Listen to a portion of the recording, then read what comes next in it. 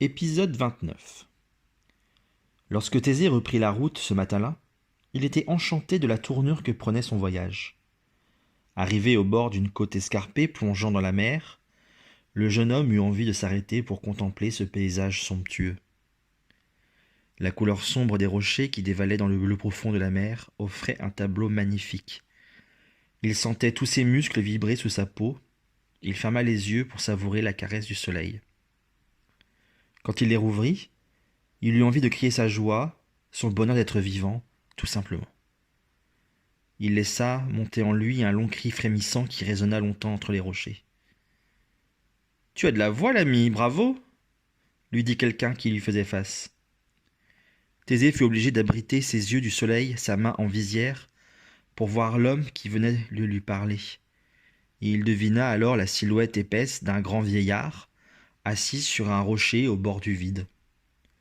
Était-ce l'étrange position du vieil homme, en équilibre au bord du précipice, ou ses petits yeux sournois?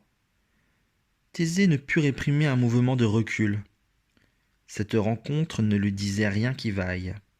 Mais il n'avait pas le choix. Le Nigroute passait devant le vieillard. Celui-ci était bien étrange. Il avait les pieds nus, et ses jambes aux muscles noueux oscillaient doucement au-dessus du vide. À ses côtés était posée une amphore pleine d'eau et un morceau de savon. « Vois-tu, mon jeune ami, reprit-il, tout voyageur qui passe par ici sait qu'il traverse le territoire de Siron.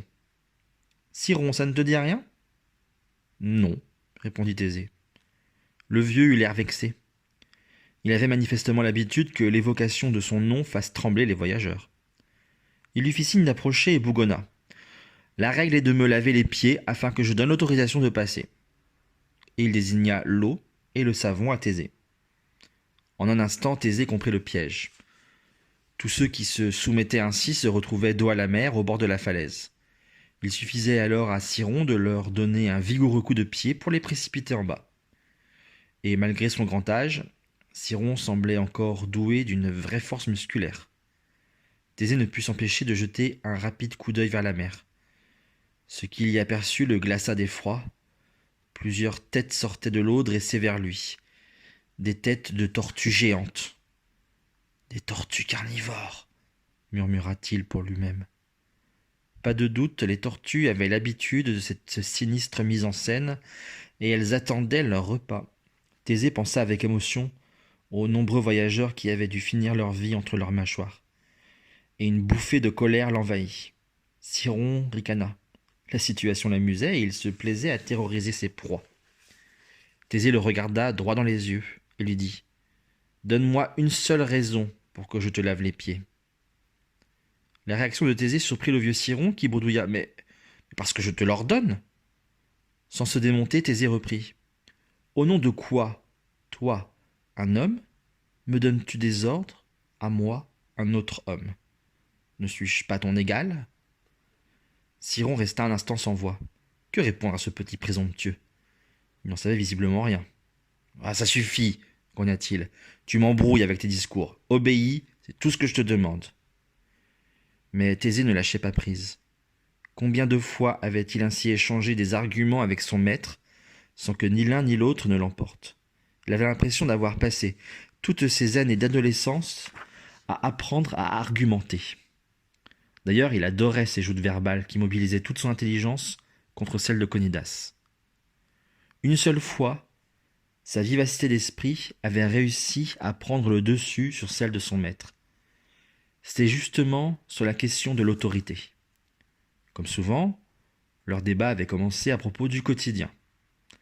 Conidas souhaitait que Thésée apprenne par cœur un chant pour honorer son grand-père lors de la fête de Trézène. Mais Thésée refusait, arguant que ce chant était à la gloire des dieux et que son grand-père préférerait 1000 fois l'un des chants que les marins du port lui avaient appris. De guerre lasse, devant l'entêtement de Thésée, Conidas avait fini par dire « Je suis ton maître, c'est moi qui décide, tu dois m'obéir, un point c'est tout. » Alors Thésée s'était emporté. « C'est toi, Conidas, qui oses employer un tel argument?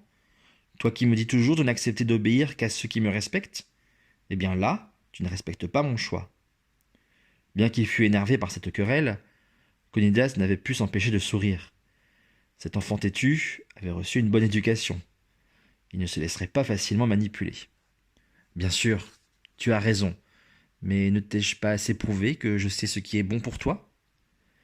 Thésée avait croisé les bras sur la poitrine. Je ne suis pas d'accord. En l'occurrence, je connais aussi bien que toi les goûts de mon grand-père. Pour une fois, Conidas avait fini par céder. Les chants à la gloire des dieux n'avaient pas résonné le jour de la fête, et Thésée avait remporté un franc succès avec ses chansons de marin. Le vieux Ciron, agacé, s'était levé de son rocher. Il gesticulait en tous sens. Mais enfin, que me racontes-tu? Je donne des ordres à tous les voyageurs qui passent, un point c'est tout. Tiens, tiens, pensa Thésée amusé. Il n'a aucun argument pour imposer son autorité. Eh bien moi, dit-il effrontément, je trouve que tu ne me respectes pas en m'imposant de te laver les pieds, et je n'en ai pas envie. Puis, pour bien signifier son refus d'obéir, il croisa ses bras sur sa poitrine, dans le même geste de défi qu'autrefois.